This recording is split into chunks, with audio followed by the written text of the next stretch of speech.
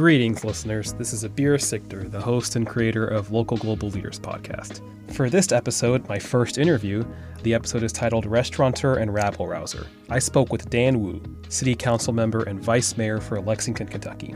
We talked about his leadership in the Asian American and immigrant communities, his reasons for running for elected office a few years ago, what he learned from a background of working in the restaurant industry, and how he pushes for global engagement here in Kentucky. And of course, we talked about podcasting, since he has a podcast as well. It was a really great conversation that may inspire a lot of you to get involved in local leadership, particularly local politics, including running for office, like Dan Wu. Anyway, hope you enjoy. All right, greetings everyone. This is Abir Sikder coming to you with my first interview episode of the Local Global Leaders podcast. And I'm really excited to be here with my first guest, Dan Wu, who is City Councilor at Large and Vice Mayor of the city here of Lexington, Kentucky. Vice Mayor Wu, thank you so much for joining us today. Of course, happy to be here. Really honored to have you as my first guest, so I want to go ahead and get started with the questions I have. So first, I want to ask, who is Dan Wu and how did he become a leader? Yeah, absolutely. I used to introduce myself as a restaurateur and rabble-rouser, but I've retired from the restaurant world, so now I'm mostly a rabble-rouser, but from inside the system, inside the corridors of power and decision-making. I'm a person who's just intellectually restless and creatively restless. If you trace the arc of my career, you'll see that I've done everything from writing and editing to internet stuff to retail to restaurant to organizing all the way up to now elected office. So I think restless, it would be the one adjective that you could use. That's awesome. I know you've talked about like your idealism before. Have you felt that, becoming a politician, you've had to switch from going from that idealism you had in the past to more pragmatism? Yeah, absolutely. I think when you're outside any system, you have your ideas about what you think is working or not working and what you would do to change it. Once you're inside it, and honestly, even as a restaurant owner, you go to eat at a restaurant and you say, I don't know that I would have done things this way, or this doesn't taste like what I wanted to, or the service is not what I would like it to be. And then once you start running your own business, you're like, oh, that's why they do it this way. This makes sense. Oh, you can't really do that particular thing. Or, oh, takes a lot of effort to make things a particular way. And I feel that, and I'm learning that as well from the world of government, realizing that the two biggest revelations for me is everything costs way more than I think it would, and everything takes way longer than I think it should. And so for me, as a restless and sometimes impatient individual, I'm always trying to see how quickly can we do this? Mm-hmm. But then also balancing it with, the reason, for example, that our budget process takes 6 months is we're dealing with $500 million of taxpayer money. So it requires all these layers of accountability and assessment and review and talking to all of the people in our divisions and talking to council members and figuring out what all those priorities are. So now that I'm in it, I see, this isn't a slow process. This is a deliberate process, and it takes as long as it's supposed to take. Now, there are times where something that takes 9 months could be done in 6 months if we are efficient, if we kind of cut some of the red tape, if you will. I'm always looking for those opportunities, too, just how do we most efficiently use our time, use our resources, and use the taxpayers' money. So, yeah, sounds like efficiency is a big part of your leadership. Absolutely, yeah. That's great. So I want to ask, what motivates you to be a leader in your community here in local government, city council, and the other initiatives you do? Yeah, I think for most leaders, I think we can't help but have a certain element of, we could do better, or I could do better in this position. So there's a little bit of ego in there just naturally, I think. But I think it's about translating whatever ideas or motivation or energy you have into actually putting in the work. Talk is easy. Talk is cheap. Ideas are easy. Ideas are cheap. And this is a thing that I would not have said 2 years ago because I used to consider myself an ideas guy. I'm always coming up with different ideas and ways to do things. Now that I'm in these positions, you realize like, oh, anybody can come up with that idea. It's the implementation, it's the politics, it's the pushing stuff through, it's getting funding for it, getting political will behind things. That's the really hard part, and not everybody can do it, and it takes navigating, and it takes compromise. I don't think you can be a purely ideological or idealistic person within these structures to do the things that you want to do without making some compromises, creating partnerships, and making it happen. Right. One of my favorite sayings is, "Don't let perfect be the enemy of the good."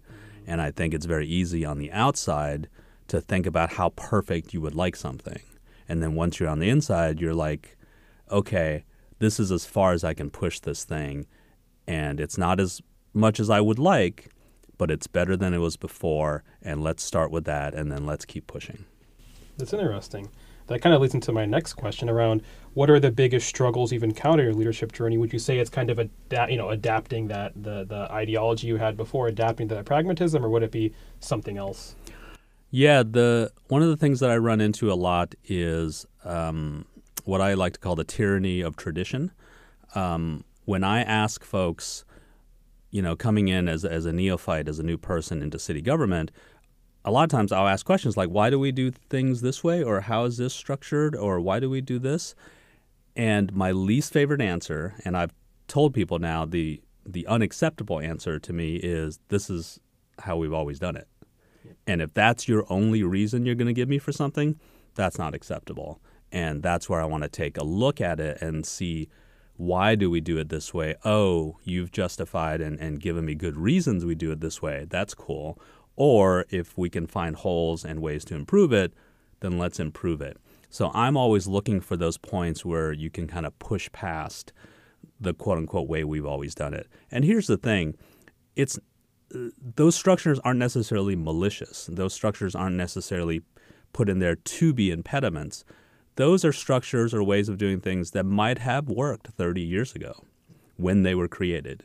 And now they don't, because times have changed, people have changed, demographics have changed, needs have changed.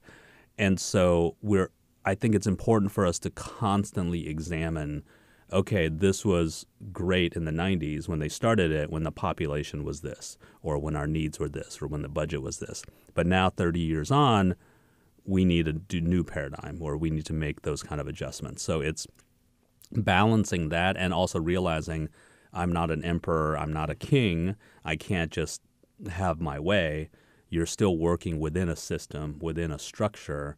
So to kind of reform and improve that structure, but still operate within it is a delicate balance. I think it's a good lesson too. What you're saying is it's all kind of being part of a team. Mm-hmm. I think especially when you said, I found myself on teams, especially where I've been around, or I'm like the veteran, where I'm just defaulting to say, oh yeah, let's just do it this way. Like, Mm-hmm. why? It's like, oh, we just kind of always do it that way. And, Mm-hmm. Sometimes for convenience that can be okay to start out, but as you said, you want to say, well, like, I've always appreciated when I have a boss who says, oh no, like, tell me why you do it this way, and then let's see if we want to. Yeah, precisely. When I had my restaurant, it was a fast casual Asian restaurant, and most of my employees were either high school kids or college kids, so fairly young. A lot of them have never worked any job before, much less a restaurant job, and we did all of our cooking from scratch. So what I would tell folks is, okay, I'm going to show you how to chop scallions. Okay, there are 100 ways to chop scallions. I'm going to show you my way of chopping scallions, exactly how I do it, where I put my containers to make everything very efficient. And I want you to do it this way, and I want you to practice doing this way until you get it right. If you come up with a new way that you think is better, don't just start doing it because it disrupts the system. What I want you to do is come to me and show me and justify and prove to me why it's better. And I'll either tell you yes or no. I'll either say, no, actually, I still think our way, the old way is better. Let's keep doing it that way. Or if you've convinced me, great, let's change it, but we're going to change it systemically, store-wide, and all the employees are going to do it this new, better way. So I'm open to ideas, but I'm not open to kind of upturning the boat, right away. And so I've realized I've kind of taken that same attitude into this job. I'm not here just to, quote unquote, rock the boat, just to shake things up. I'm here to make potentially systemic changes if those changes make sense and if I can get buy-in from other people. The other biggest difference between running a restaurant and being a council member, running a restaurant, it's my own thing. I'm the boss. didn't have operating partners. So if I make a decision, I just make a decision. I implement it, and then, for better or for worse, it's on me. As 1 out of 15 council members, I can't do hardly anything alone. Everything requires some level of consensus and buy-in. So for me, it's about figuring out what other people need, what other people want from a situation, and really being able to convince them. And I think it makes for a better democratic process in that I have to sell you on the idea. I've come to realize and believe that no idea sells itself. You can't just say, oh, universal health care, who wouldn't want that? It's great. It's perfect. And then you shop it and talk to people about it, and you suddenly realize, well, here's an issue with it. Here's why I'm opposed to it. Here's parts of it I don't like. And I think that's such healthy debate because it helps me refine my argument. It helps me defend my argument, but it also helps me realize where the holes are and where it needs to adapt so that I can get support from other people. That's interesting. I appreciate you sharing, those struggles you had as city councilor and also as managing the restaurant. What were some of the biggest struggles you had with starting Atomic Ramen, with starting a restaurant? Man, I tell you, I had, I would say, all the advantages of starting a business. Starting with the fact that I grew up here in America, so I'm fluent in the language, I'm fluent in the culture. I could understand how to navigate the health department and contractors and getting equipment. I had friends in the restaurant industry, really experienced leaders like Wita Michael, in my Rolodex that I could call on for advice. I had investors who were willing to take a chance on me, and it was still really, really, really tough because ultimately it comes down to, with any sort of retail business, you have no idea some days why you're busy or slow, right? It could be raining one day and you're like, oh, this is why we're slow, nobody comes out, and it could be raining the next day and you'd be slammed. It could be one day like, oh, nobody's here because there's a UK game on, and the next time there's a UK game on, you could be really busy. So you have no idea, and it's so hard day to day to live with that uncertainty. And so I think a lot about, especially being from an immigrant background, I think a lot about our immigrant, refugee, and new American communities. These are communities that are disproportionately in small business and entrepreneurial. And thinking about all the obstacles that they face from language, from culture, from funding and capital, and yet still they survive and thrive. It's really, really amazing. But yeah, it wasn't easy by any stretch. Yeah, it's interesting to hear that balance. Like you said, you kind of had that network, had those advantages, but there was still those struggles you had to face. Yeah, and I think doing anything new comes that struggle. Like, you don't know what you don't know. Like, I remember looking back, a year into my business thinking, man, I didn't need to spend $1,000 on that one thing, or I didn't need to overstaff the way I overstaffed that 1 month, or I shouldn't have gone with this sort of menu item, but you don't know till you know. And literally there could be times where somebody more experienced could even tell you, hey, I wouldn't do that. And you're like, no, I think it'll be good. Let's give it a shot. And then you're like, oh yeah, okay, I get it. And you have to experience it. And those experiences sometimes will cost you money. And you can't really do anything about it after the fact. You're just like, well, lesson learned. Hopefully I won't make that mistake again. But you will continue to make new mistakes. And I remember somebody saying, if you're not making mistakes, you're not learning.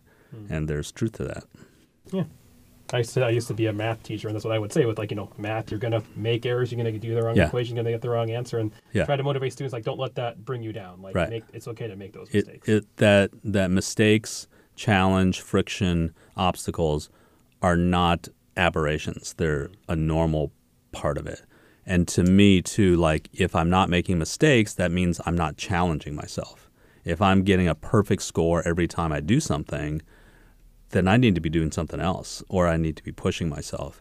And for me, I'm always looking for that perfect balance of It makes me a little nervous, not debilitatingly nervous, but it has to make me a little nervous, and that's how I know it's worth doing for me, because it's like, oh, I've never done this before. I don't know if I can do it. I'm going to give it a shot.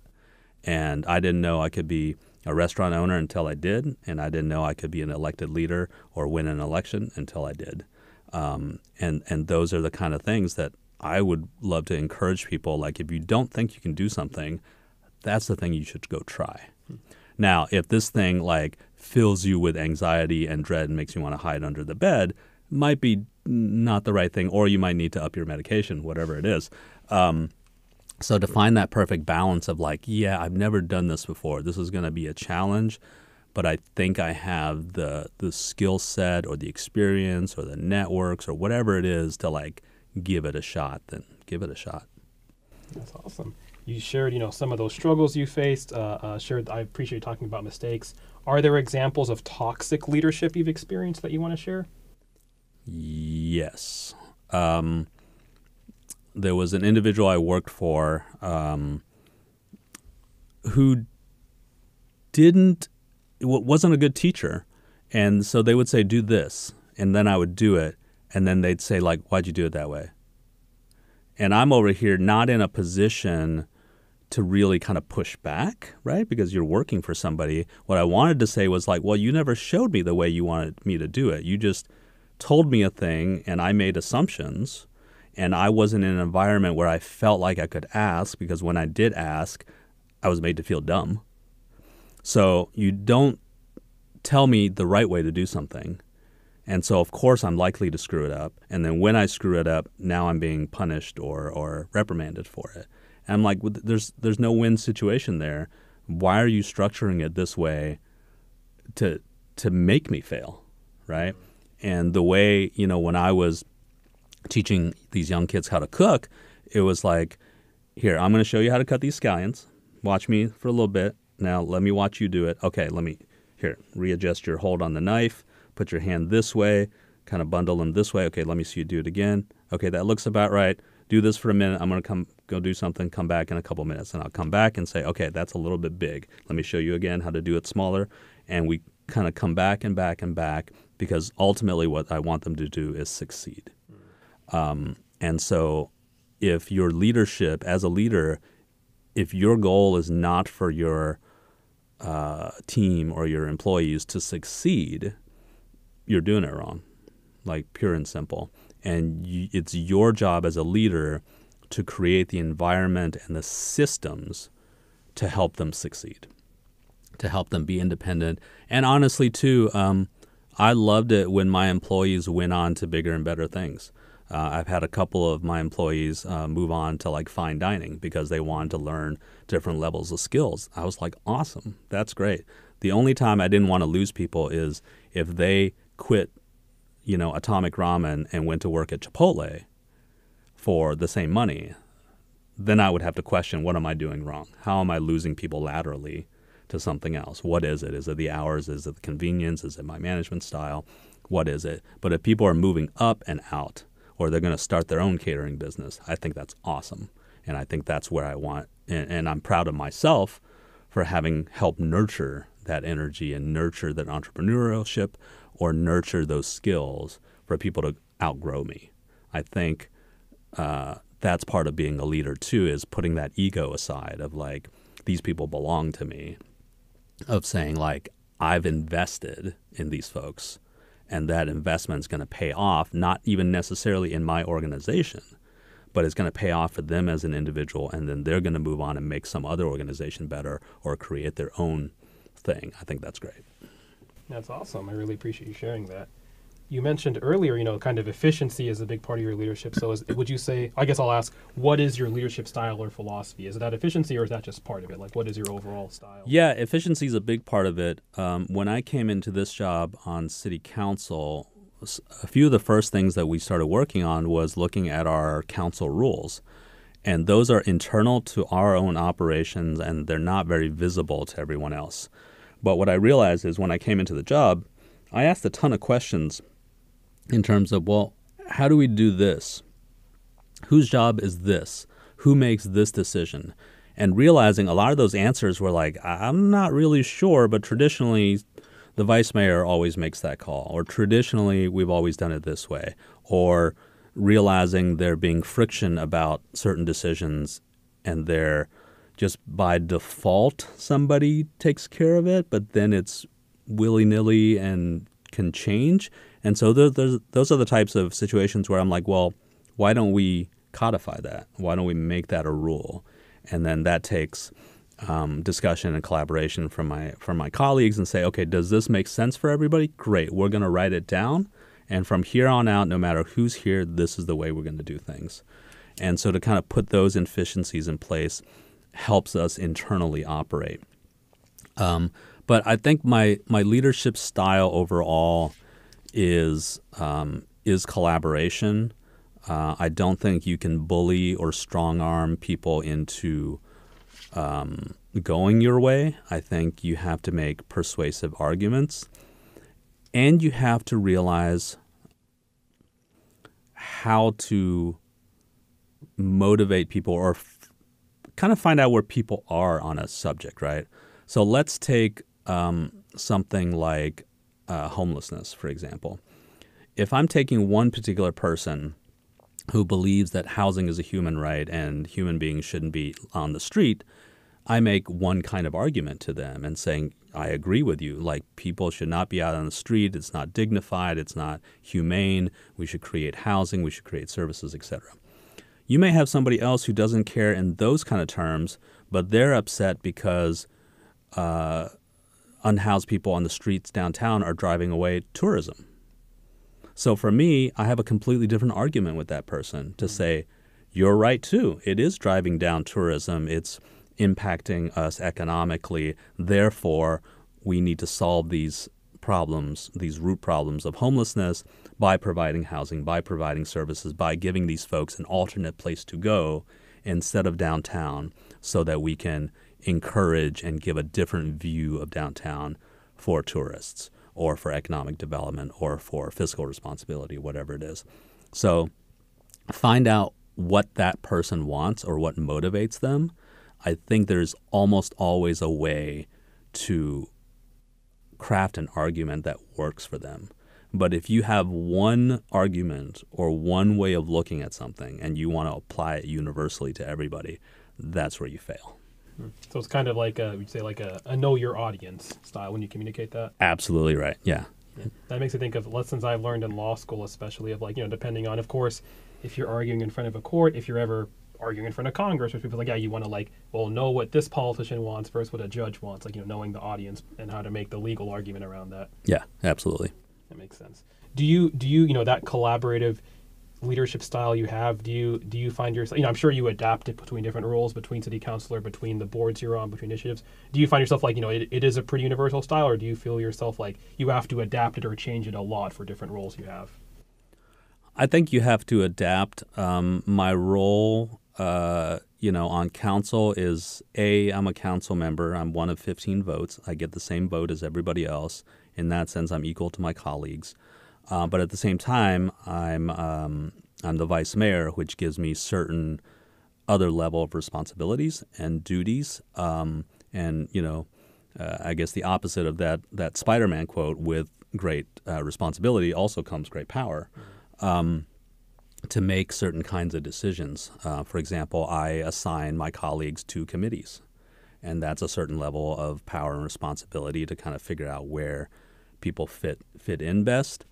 So that's different than me, say, being just a board member on a board where I'm not part of the executive board and I'm just one voice, In that's a different role for me.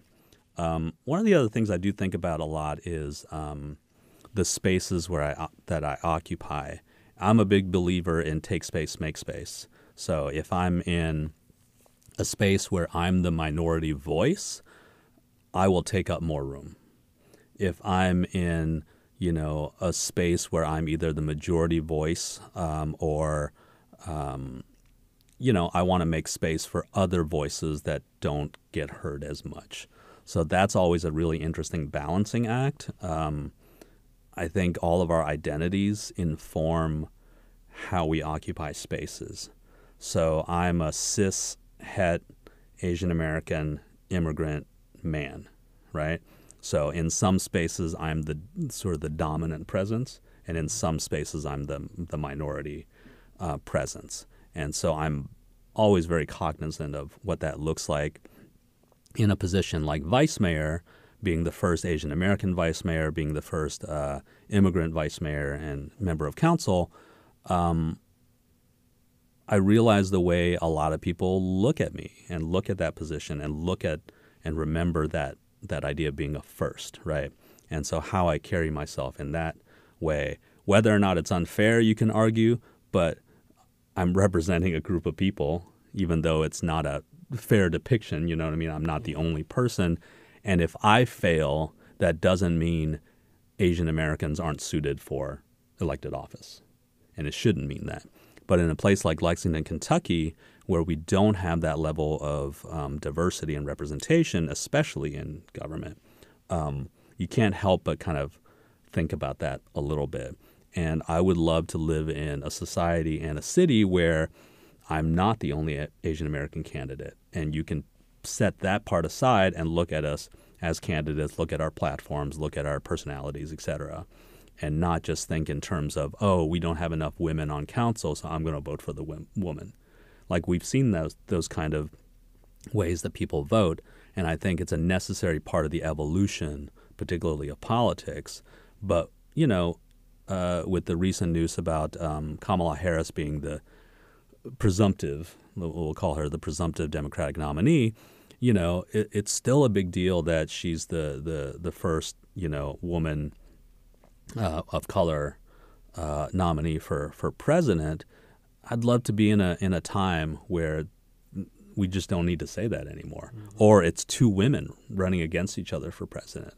So we can take that sort of gender first or that sort of gender differential out of the equation and say, well, where are they on their issues? Where are they on their policies? What's their experience look like? But we don't live in that world yet. Yeah. Like you want to, I think, like saying like we want to get to an endpoint where that identity doesn't, not say it doesn't matter, but like sure. It's not the main thing. But for now, not necessarily the main thing, but yeah, we can't ignore it, right? Yeah, it's a factor. Yeah. So, you know, with you becoming a political leader, I think, you know, what inspired you to do that? Like, and do you think a younger Dan Wu, you as a kid would have known, oh, one day I'm going to be city councilor, I'm going to be vice mayor of a city? 100% no. Honestly, as a kid and as a young person, you know, I was drawn to the arts. I really liked drawing. I thought I was going to be an artist. I was an art major in college with no idea of connecting that to a real job. Came out of college realizing like, oh, I have no actual job skills in the art world. Like I'm an okay artist, but it doesn't translate anything into anything. So I kind of ended up doing all kinds of random stuff, moved to San Francisco, worked in retail, worked in the rise and fall of the .com boom for some internet companies, and then, you know, opened up a video store in Brooklyn because I liked movies. And then got into, you know, got on MasterChef, got into food, all these sort of random zigzags in a way. So, you know, I've lived my life up until this point where I wouldn't have been able to predict what I'd be doing 5 years from now. I'm in a different space now simply because, A, this job has a 4-year tenure. So I do know what I'm doing for these 4 years. But no, what motivated me to run for office, a big part of it was because of COVID. When 2020 came along, it shut my business down. My restaurant was done. Within the span of about a year and a half, all of my locations and all of my business was basically done. And while that's obviously a big negative, it gave me a space to think about other things. And I had actually, when I had the restaurant and I was at my peak, I had multiple locations, I was super busy, and there was a potential opportunity to run for a district council seat when my district council member had retired. And I remember talking to family and talking to friends, and they all just looked at me like this, like, what are you talking about? Like, how can you possibly take that on with everything you're doing? I'm like, oh, no, you're right. I came to my senses. And so the bug was already in me. And then when this sort of, in some ways, existential opening came up, and then I had heard that our previous vice mayor, Steve Kay, was termed out and retiring, that kind of opened up a space in the at-large council members and made me really start thinking about it. I'm always looking for opportunities. I'm not the type of person that is dead set on a particular goal, come hell or high water, I'm going to do this no matter what. Very often I'm like, I could do 100 different things. Mm-hmm. What makes the most sense? What path looks right? Not necessarily the easiest, but what path makes the most sense for me in this moment? And at that time, I was getting more and more involved with community fundraising and organizing, activism, things like that, and trying to think more holistically about what do I want the city to look like, the city that I love. And that opportunity made sense to me. I wanted to be in a place where I could make decisions or help make decisions and policies about this city, how to really impact it in that way. The other part that really influenced me into getting into local politics is honestly my own frustration with national and state level politics. For the last however many years, and I've been kind of a disillusioned voter for a long time. I've always voted in every single election. But I came to realize that there were so many things happening on the federal level, especially, that we as just regular people had no impact over. None. In a place like Lexington, Kentucky, for example, you have no say in immigration policy on the national level, right? And it got more and more frustrating to where I started just tuning out. Like I couldn't listen to, I used to be I used to watch a lot of Rachel Maddow, and then one day I just cold turkey just turned it off and never turned it back on again because it's just like it was too much. And realizing how much that was happening in our country was just filling me with impotent rage. And I didn't want to hold that anymore. And then once I started meeting people in local leadership and becoming friends with a couple of council members and realizing, oh, you guys are actually doing work, and you guys are doing real work that really impact local residents.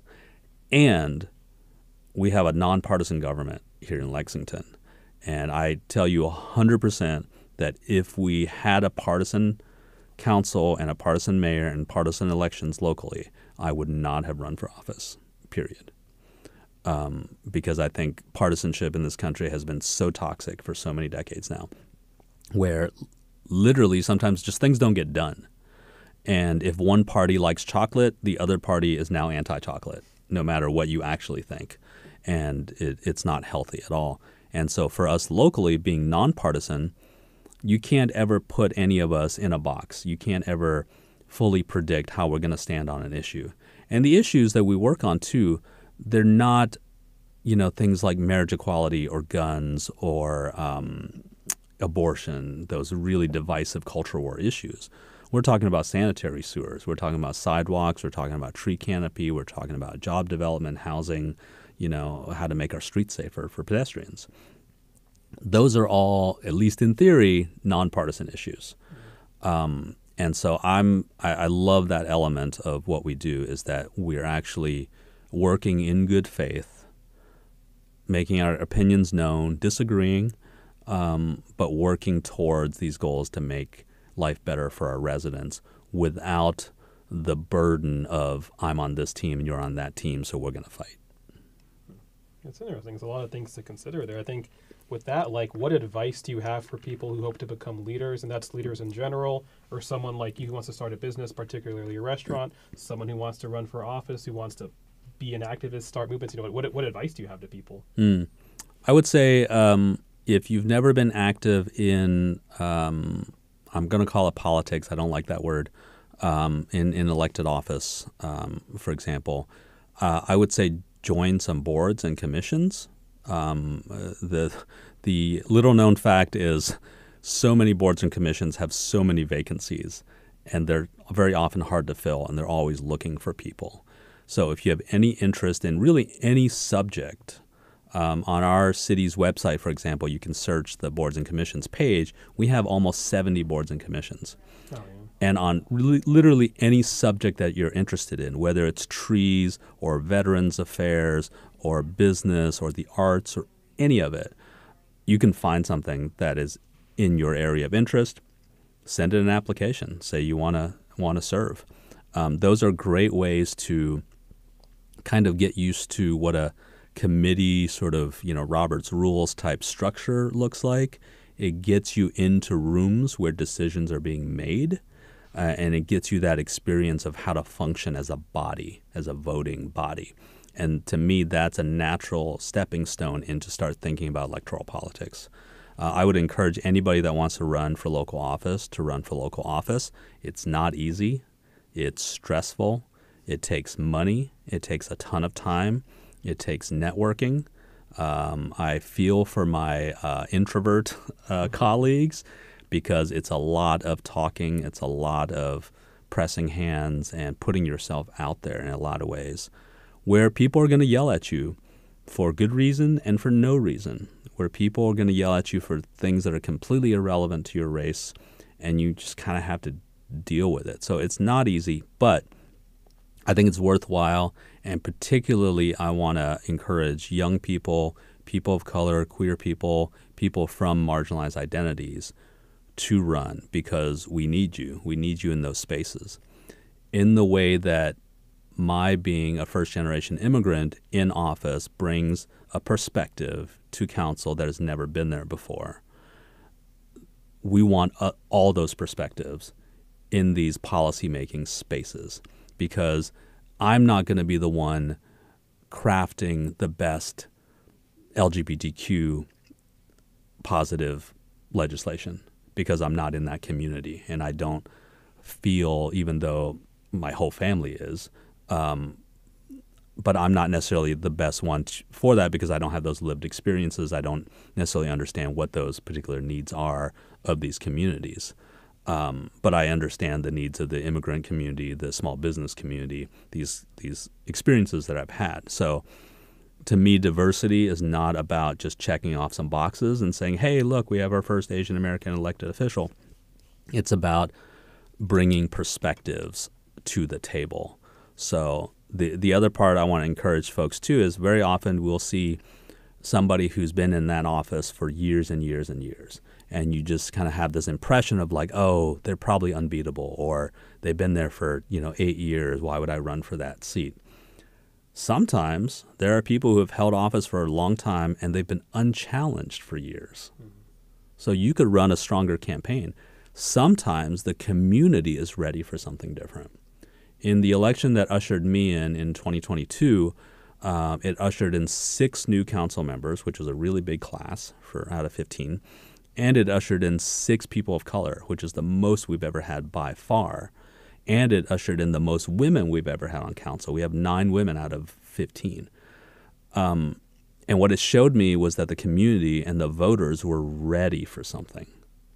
And so don't underestimate your community and your voters. Don't say, well, this council's always been really white or really old or really male or whatever it is, and say, well, I'm not going to change that. You don't know. And you don't know sometimes what the community is maybe sitting there waiting for somebody like you. So yeah, nothing but encouragement there. And honestly, if people want to reach out to me and talk campaigning, I would love to, because we ran a real first time campaign for me. I've never run for office before this. Built a really great team, raised a ton of money, and I have a whole slew of thoughts about campaign finance. But raised a ton of money, raised a bunch of awareness, knocked on 20,000 doors locally.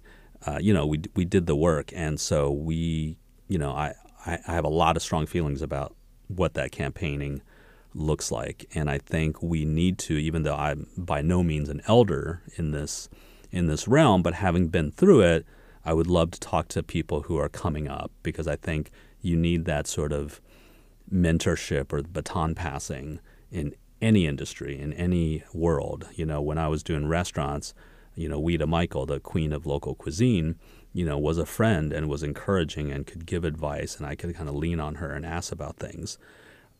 I always said at the time, I want to be somebody else's Weta Michael. I want somebody else who's coming into the restaurant industry to be able to talk to me and for me to convey whatever experience I have. And the same here. I've been in the office for a year and a half, but I ran a campaign for over a year. So if somebody comes and says, hey, I'm thinking about running for office, happy to talk to them and keep that knowledge and that information going. That's really great for you to offer that. And I appreciate you talking to you about marginalized communities, particularly communities of color and immigrant communities. I know you're doing work with the New Americans Initiative. Yes. How does your work with that initiative help promote leadership in immigrant communities? Yeah, that's a really exciting program. It's a fairly new nonprofit started by Nima Kulkarni, who is our first Asian American state rep in Kentucky, based out of Louisville. And the basic gist of it is we want to get as many new Americans, and when I say new Americans, we're talking about refugees, immigrants, asylees, people who are new to this country. We want to get as many new Americans papers, basically, or naturalized into citizenship, because with citizenship comes with all the rights and responsibilities, chief among them the ability to vote. So we already know that these are the same communities that vote at a much lower level because a lot of people aren't registered and a lot of people just aren't engaged with the process. They don't understand the democratic or the electoral process. And the flip side of that is very often candidates don't speak to our communities in that way. They don't come to us. They take us for granted. They just assume, well, these folks don't vote, or it's too difficult to talk to them, or I'd have to print my materials in all these other languages, and it's just not worth the effort. And I think it becomes a self-fulfilling prophecy, right? If you say these communities are low turnout communities and then you don't engage them, how are they ever supposed to become high engagement, right? So that's what New Americans Initiative is striving to do, is once we get people into the system of being able to be voters, then it's about voter registration, it's about voter turnout, it's about voter education on campaign issues, on candidates, et cetera, to get them to be participating members of society. And the next step beyond that is to cultivate candidates like myself, candidates from these communities, to kind of come up and really represent us. So I think it's a really worthwhile effort. It's a heavy lift because, for all the reasons that I stated, it's a really it's just a tough community to engage with, I think, in general, because you have all the cultural obstacles, all the language obstacles. And if you think about a lot of particularly refugee communities, but also immigrants, we're coming from a lot of countries with broken systems, with broken economic systems, and particularly broken governments. There's a inherent lack of trust for a lot of new Americans about government. They're coming from places with, autocrats and dictators and corrupt systems. So why bother voting here? Leaders are all the same. Politicians are all the same. Funny anecdote, when I got elected, I was talking to my mom and I said, hey, did you talk, we've got a big family back in China. And I said to my mom, did you tell everybody I won? She said, well, no, not yet. And she seemed real hesitant. I'm like, what's the issue? They said, well, in China, pretty much all politicians are corrupt. And, mayors and vice mayors and council members, they're often just like cronies of state government officials. So there's no respect for politicians in China. So she was like, I didn't want to tell them right off the bat because they would respect you less. And I was like, wow. And so it's changed a little bit. She's been able to have longer conversations with some of our relatives to kind of explain our system. And like, no, this election was on the up and up. There was no corruption involved. He actually got all these votes, and he has the power and ability to affect change and make policy, et cetera, and it's a different system. So that's another huge barrier that we have to overcome culturally. And I think the way we do that is by engaging people in these communities. I, as a Chinese American, I'm not going to walk into a Congolese community and say, hey, let's get everybody voting. Voting is great. Democracy is great. Let's get on board. They don't know who I am. and I don't have that built-in trust. But if we're able to engage members of that community, particularly the second generation, those third culture kids that have a leg in both worlds, if we can engage some of these folks as ambassadors, they're already members of those communities. They're already trusted members of those communities. So if a young, Congolese person says, hey, let me introduce you to my friend Dan. He's here to talk to you about democracy. We're going to translate it into Swahili and Kinyarwanda. We have materials and language everybody can read. You all can ask him questions about how this stuff works. This is a trusted individual. I'm going to try to get everybody, registered to vote, et cetera. I think it takes that sort of trust building. And I think it's a steep hill, but I think it's a very much a worthy effort. So I'm super excited to be on the board of this organization. Yeah, that's awesome. And yeah, that kind of highlights too between your various roles, but also the various roles it takes to be a successful leader. I see it as like three overlapping things to be an effective leader. Is you have to be a motivator, you have to be a manager, and you have to be a mentor. And I think those, again, it's three overlapping things that are still different though. Do you think that like people, how do you see those different aspects of leadership? Do you think someone can be good at one and bad at the other, or bad at two, and so on? Yes. Short answer is yes. I think it's hard to have all of those skill sets in equal measure, and sometimes you have to figure out which one you are or which thing that you're good at. I'm trying to think of now those three: motivate, was it mentor? Motivate, manage, and manage. Yeah. Mentorship is the one that I'm thinking about a lot more. In my job, I have one direct employee. I have my legislative aide that works under me, and then everybody else is some level of colleague. I'm not directly a superior to anybody else.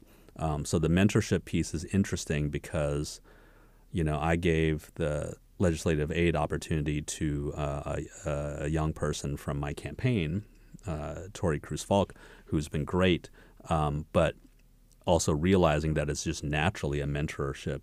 We're learning together in these roles, but we're thinking a lot more, and she's really pushing me in a lot of ways to identify other young folks in our community who are up and coming, who show that potential, and like getting them to like, hey, join this board. Hey, come to this meeting. Hey, show up to this. Hey, follow me around, shadow me for a day, and see what I do and see if that's interesting to you. Let's get you in here because we need you. We need that energy. We need the intelligence. We need the smarts and the passion. So that mentorship piece has been really interesting. The management piece is certainly the least sexy of the three. And I tried to tell people when I had a restaurant, I was like, listen, if you love to cook, maybe don't open a restaurant because that's not going to be the majority of what you do. The food is one element of the success of your business. The rest of it is managing your costs, is managing your employees, is knowing what to do when you have a no-call, no-show, is knowing what to do if you need to fire somebody, is knowing how to fix your walk-in cooler, is knowing what to do when the health department is coming. All these unsexy, boring management things are going to be the key to your success. And to me, in this job now, I can have the greatest ideas in the world. If I don't know how to talk to my colleagues, if I don't know how to sell it, if I don't know how to navigate the politics of this stuff, I'll also be unsuccessful. I've known plenty of people who have what I think are naturally great ideas who don't know how to pitch them and don't know how to work them and don't know how to work collaboratively or craft good arguments, and then they fail. And the sad thing about those situations is if I have an idea or a policy proposal and it fails, I can't bring it back next week. Like, I've killed it for at least a little while. So not only did you personally fail in getting your agenda through, you've done a disservice to that issue if you don't do it right. And you're not always going to win, right? You can put in your 100% your best effort and still have something fail, and that's okay. But if you don't, then you've kind of squandered the opportunity of getting something through. And if you do that over and over again, maybe this is not for you. Maybe, like, why are you here? You know what I mean? And I think just as a great cook who doesn't like to manage their books is going to fail, a great ideas person or a really motivating leader is going to fail if they can't work the politics, the internal politics, and the personalities or the management part of it. So I think you need a little bit of all those things, but it's a balance. It's a lot to factor in. Appreciate all that that answers you given on leadership development. I want to ask you now more about leadership in the local global context. You as you kind of mentioned earlier, you're someone you grew up here in Kentucky, but you've lived and traveled all over the U.S., worked in so many places, been around the world. How does that global experience you have? How does that inform your local leadership here? Yeah. One of the things I had read a while ago was the idea of magnet cities and boomerang cities. So you have places like San Francisco and New York, both of places I've lived, they're magnet cities. They draw people from all over the country, all over the world. You have places like Lexington that are boomerang cities where people leave and then they come back. And that's exactly what happened to me, and I know a lot of folks like that. What happened to me when I left right after college, when I graduated UK, and then I came back about 9-10 years later, what that brought was a whole level of other perspectives. I think it's easy, going back to my point about when people say, well, this is how we've always done it. If you've never seen another way to do it, then of course that's the norm. And any other way seems weird or different or foreign, right? But if you've lived in other places and experienced the way other places operate, and then you come here and you're like, how come we don't do it that way? It seems to work over here, and not everything translates, right? We're not going to be San Francisco or New York, nor do we want to be. But there are things and lessons that you can learn from those other places that you can apply here.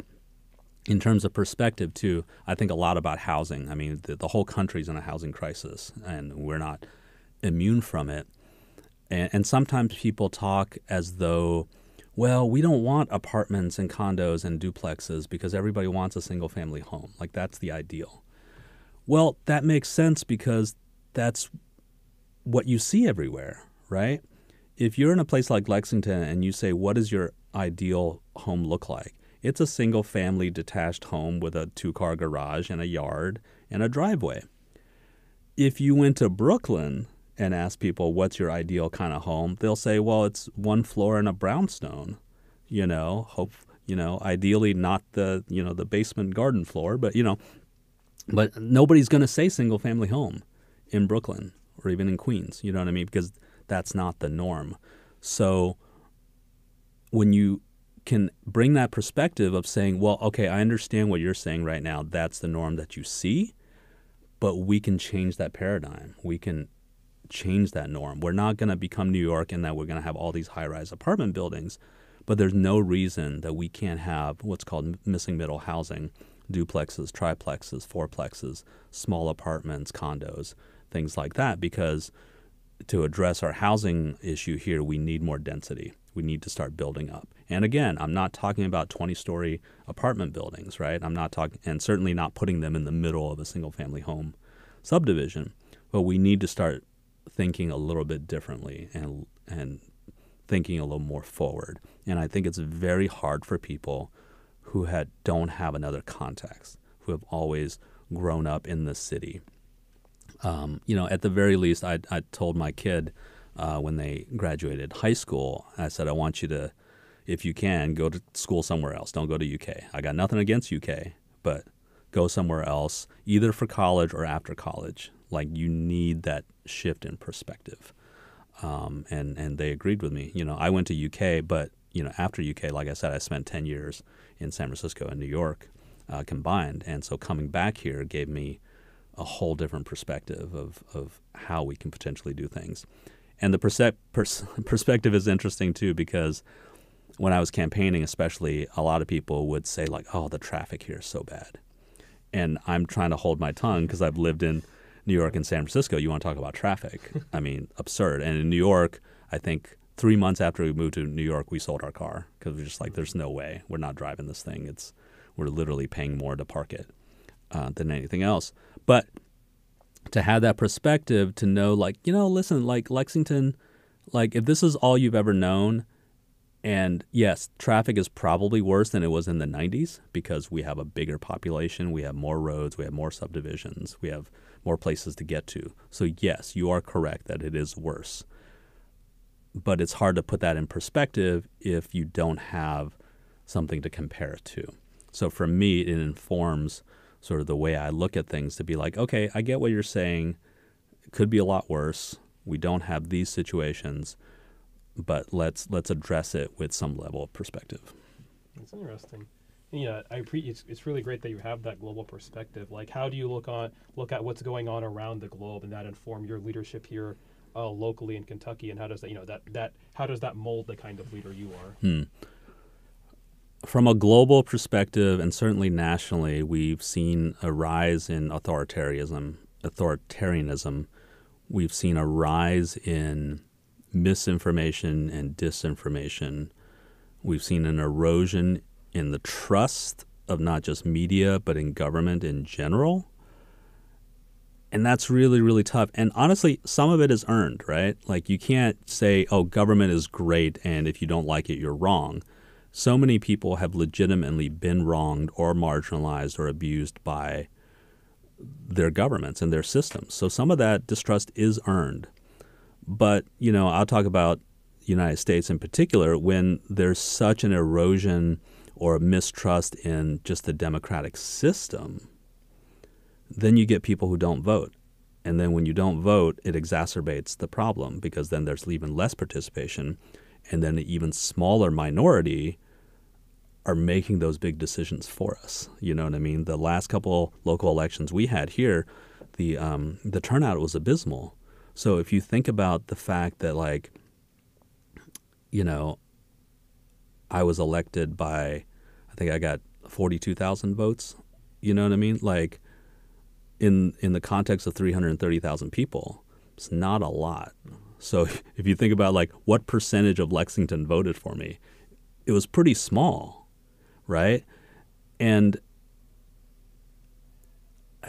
it gets frustrating sometimes to think about those sort of national trends. And I think what I love about what I do and what we do in local government is we're really striving for transparency. We're striving for getting information out to people. We're striving for making sure that residents have access to us. And certainly on the local level, like, this is the most access you'll have to any elected leaders. You will be hard-pressed to get Mitch McConnell or Andy Barr to return a call because of what they do, and you're certainly not going to get a letter back from Biden or, a congressperson necessarily. But you can come to local council meetings and look at us face-to-face. We go to community meetings and neighborhood meetings and things like that. You can reach us. Your emails and phone calls get answered by us. We have that sort of access. So on the one hand, there's a lot of frustration and anxiety for me about sort of national and international trends. On the other hand, it motivates me even more to do what we can for our local community in a totally different way, in a nonpartisan, non-combative, filled with disinformation and distrust kind of way. And also realizing, like, that trust in local government has to be continually earned. We never take it for granted. If we're doing something positive, we need to let people know. If we're doing certain things a certain way, we need to let people know why we did that and why it's good for the greater community and be able to back it up. So it's, again, frustrating but also motivating. Yeah. And with that, motivation, are there leaders, role models you look up to as leaders who motivate you, whether local leaders or global leaders? Yeah. The local leader that I think of a lot is Zwida Michael. I've already dropped her name a few times. She has multiple restaurants of different kinds here in central Kentucky. She's been around for a long time. Great human being, very much involved in community support, community efforts, a lot of giving back. And as a leader and a mentor especially, she has paved the way for so many young chefs and young cooks to come through her various restaurants and encouraging them and moving them up from, line cooks to to executive chefs. So many people have, it's almost a joke in Lexington that if you're any sort of chef, at one point or another, you've worked for WIDA, myself included. I worked at Fasig Tipton for one day just because they needed extra help, and I flipped burgers for one day for WIDA. So I'm in that camp as well. But she leads by example. I've never heard her raise her voice, but she commands respect. She is assertive. She allows for other voices and opinions, but she's also very decisive in making sure, like, no, this is the way we're going to do it. I've heard everybody out, and I'm going to make a decision.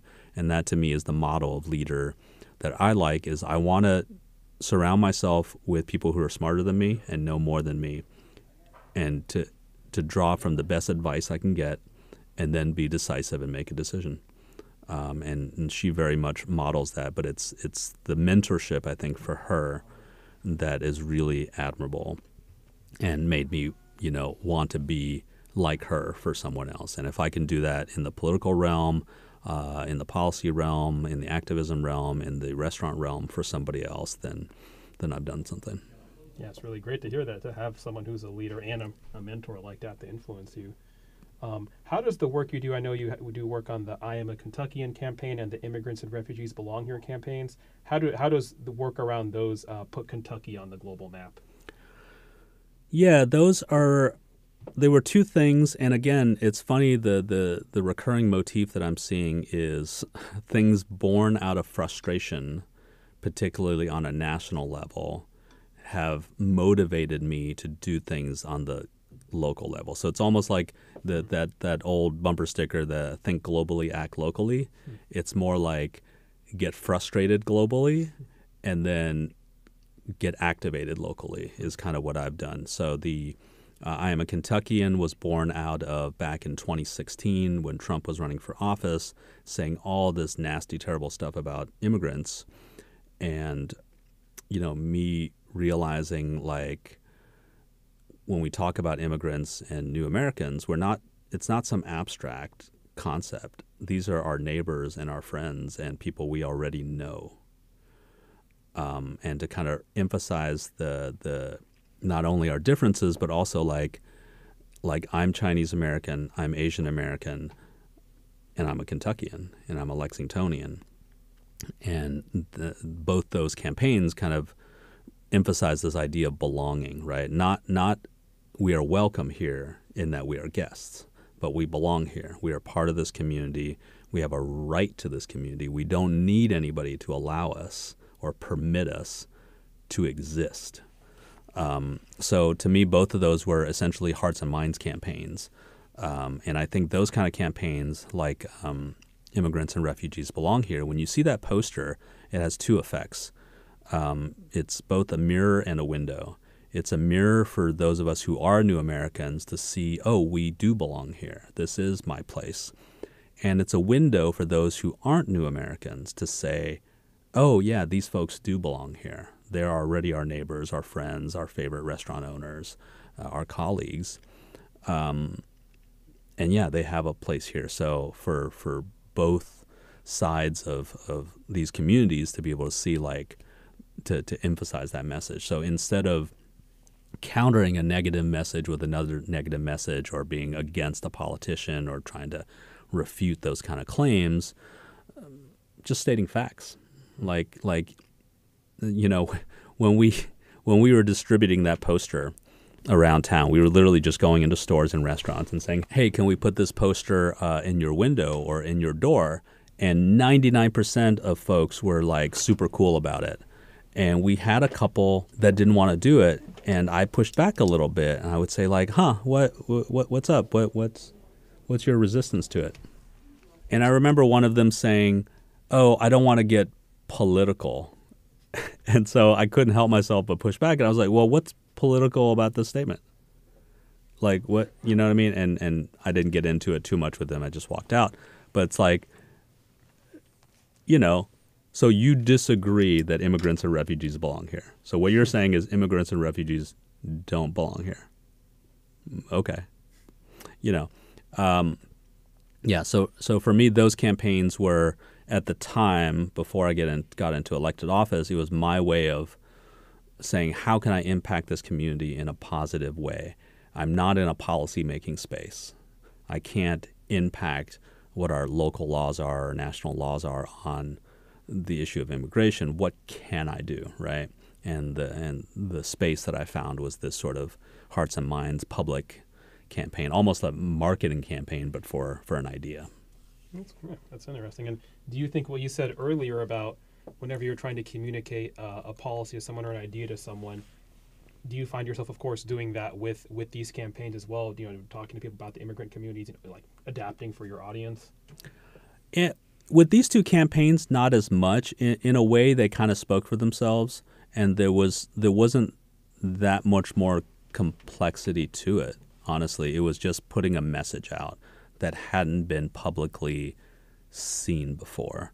And I remember it was partly inspired by, I don't remember where I was, in maybe Columbus or Indianapolis, and I had seen some signs, and it was more of a local effort where one street or one commercial strip all got together and said, like, we support immigrants or something to that effect, and they were all up and down, one street. And I was like, we don't have anything like that in Lexington, to kind of have that unifying message of stating who we are as a city, right?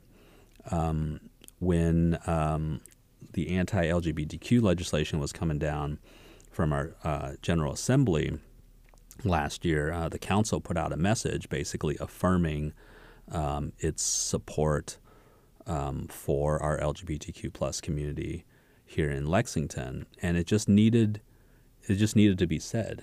And some people could say, like, well, it's just a performative statement. It doesn't actually do anything. And I think it's different to make a performative statement as an individual. If I just said, hey, I support the LGBTQ plus community. Okay, great.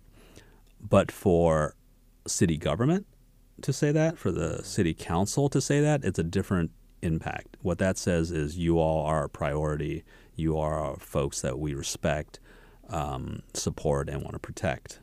That's a different thing. And we didn't speak directly to the state legislation. We didn't say, but it was obviously implicit that we're putting that message out at the same time that's happening, essentially saying, hey, we're with you. And Lexington in particular has been a long time, historied city for the LGBTQ plus community. The drag history here, the trans history here, the gay history here is long and storied, and a lot of people don't know that about us. And we've been a mecca for small town queer Kentuckians who, as soon as they finish high school or college, they are escaping to the big city of Lexington because they know that they'll be safe here and they'll be, affirmed here. Mm-hmm. And you also have, in addition to those campaigns, I know you have your own podcast, Where You All Really From. How does that podcast, how do you use that to give voices to leaders in the local and global context of Kentucky? Yeah, that was an exciting one. That was started by myself, Nima Kulkarni, May Suramek from Berea, and Charlene Buckles from Louisville. And we started this podcast essentially to kind of raise voices for Asian Americans in Kentucky. There aren't that many of us. I think statewide we're 4% of the population. So, we're not a dominant force in the way that, you are in parts of New Jersey or California or New York, Hawaii, places like that. But we felt like, again, thinking about hearts and minds, it's harder to hate people when you get to know them. It's easy to hate an abstraction. It's easy to hate the idea of like, oh, hordes at the border or people trying to steal our jobs or criminals. It's harder to hate, hey, this person whose name you know where they're from, you know their story, they're your neighbor, they're the person you've seen. It's much harder it bridges that distance between the thing you think you don't like or hate and the reality of a person. And so when we were coming up with it, the core of so much of what we experience as new Americans is we get these out of context, like, hey, where are you from? Like before they ask anything else, they look at our face, they look at our complexion, or they hear our name or hear our accent, and they're like, where are you from? And then you say Lexington, and they said, no, but where are you really from? Yeah. And that word really in the title of our podcast is really the thesis.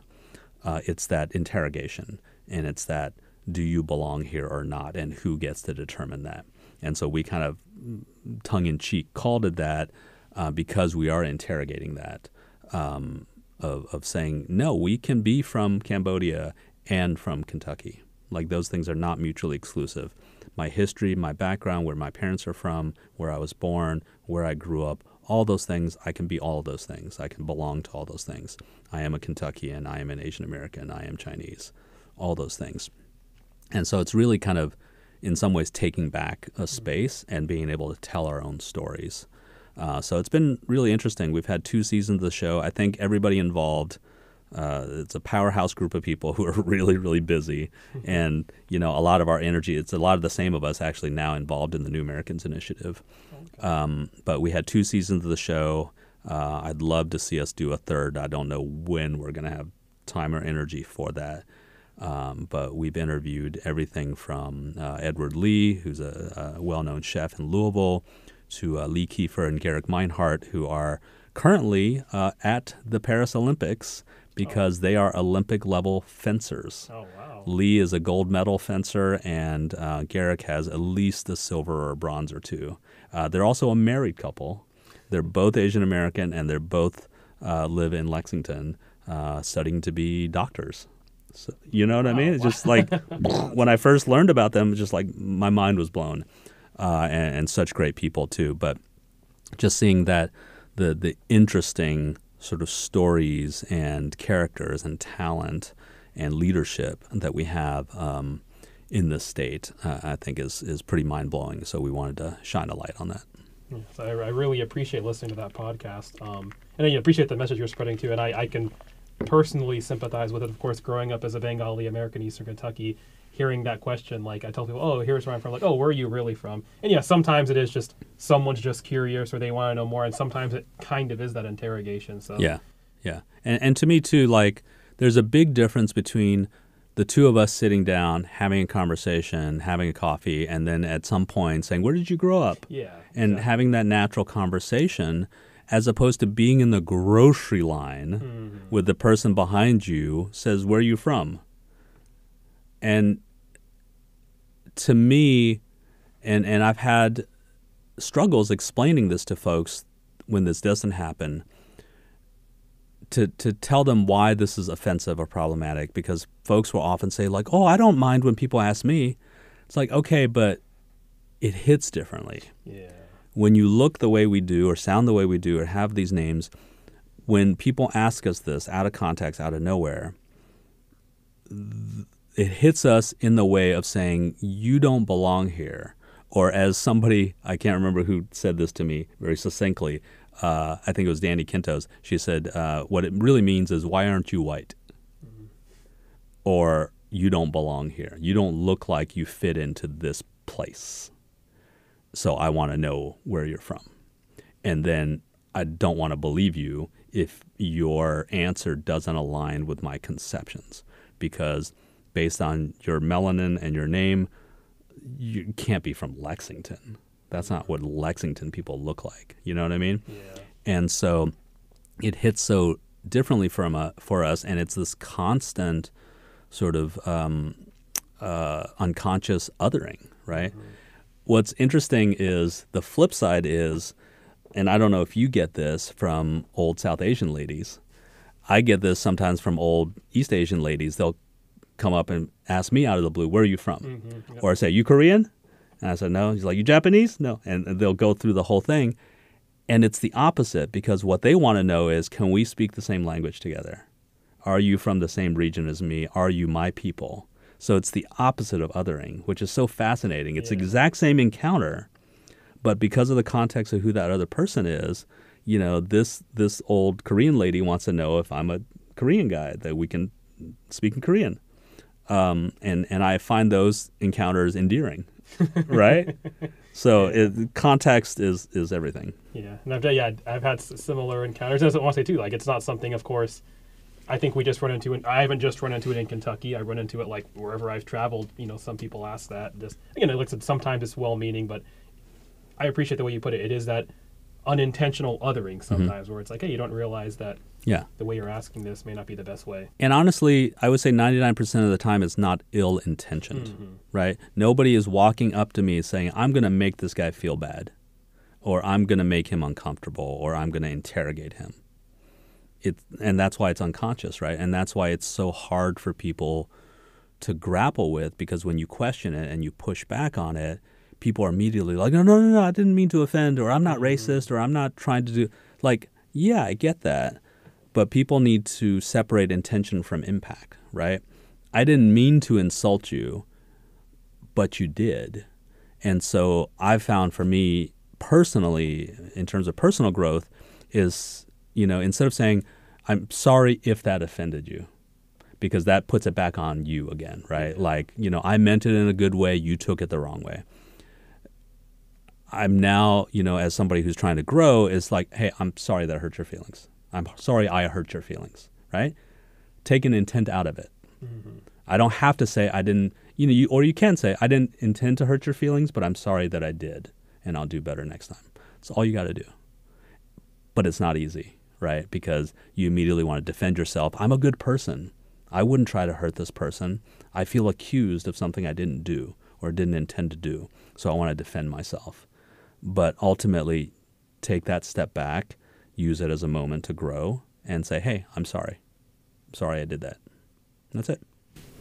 Yeah, appreciate the great work you're doing with those podcasts, and I really like the first 2 seasons. Can't wait for third season someday. Yeah. With, podcaster to podcaster, someone hosting a podcast, you've hosted podcasts in the past, been on plenty of interviews. Just want to ask personally, what advice do you have for me as me hoping to be someone, I guess, kind of a leader in the podcast community? Yeah, it's counterintuitive. When I was not just with Where You Are Really From, but other podcasts that I've done in the past, especially interview formats, there are some times where I don't want to learn a lot about my subject, where I want to have that spontaneous discovery on mic and kind of see where it goes. And that's the other part, too, that I've found for my personal style. I'll have sort of a few questions lined out, but I usually try to let the conversation go where it goes. And it's so hard sometimes because you could have question A, B, and C, and in the middle of question A, you go into this direction, and it's so interesting, and I just want to chase that down. And then I'm going to completely forget about question B because I'm chasing down this particular avenue or this particular tangent that's interesting to me, and then we kind of involve it.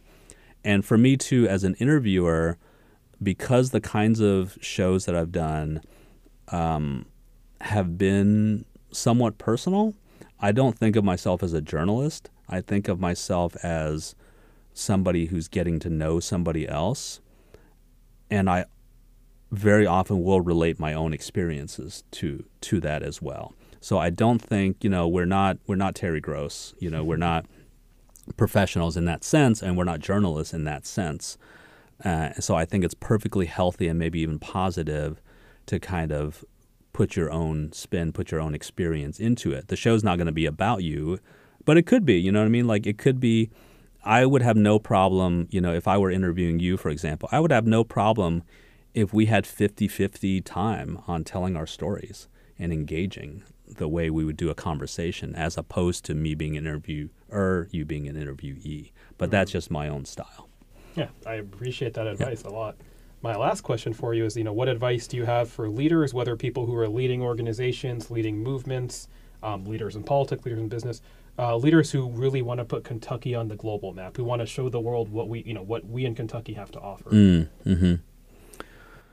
Yeah, I think we very often have to fight against negative stereotypes or preconceived notions of what this state is.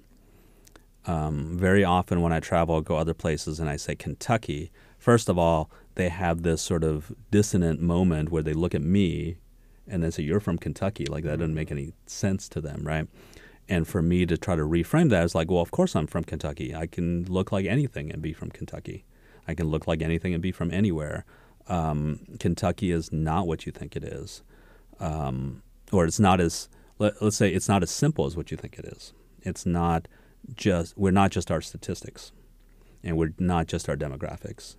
Like, we're much more than that, and we also can be much more than that.